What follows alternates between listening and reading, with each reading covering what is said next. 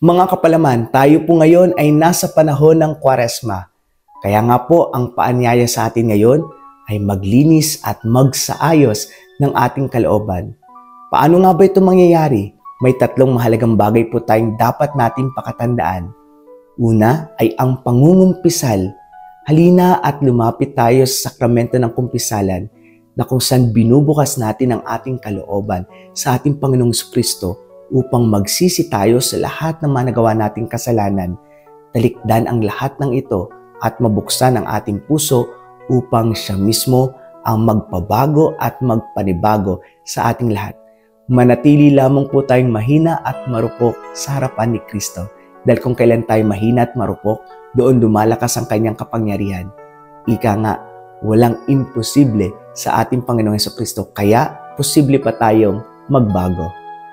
Pangalawa po, sikapin po natin na ngayong panahon ng Kwaresma ay higit nating bigyang pansin ang pagdarasal sapagkat sa pamamagitan ng pananalangin, dito natin nakakausap at naririnig ang Diyos na kung saan ginagabayan at dinadala niya tayo sa tamang landasin. Nawa po ang lahat ng ating sasabihin at gagawin ay bunga ng ating pananalangin upang hindi tayo makapanakit ng ating kapwa at hindi rin po tayo mapahamak at magkasala. Pangatlo at bilang panghuli, ang panahon ng Kwaresma ay panahon upang masigit na palaguin ang mabuti o magandang asal nating lahat. Magtimpi, magtiis, magpasensya, umunawa, magpatawad, magmahalan, magbigay ng pag-asa, at higit sa lahat, akayin natin ang bawat isa patungo sa kabutihan at kabanalan.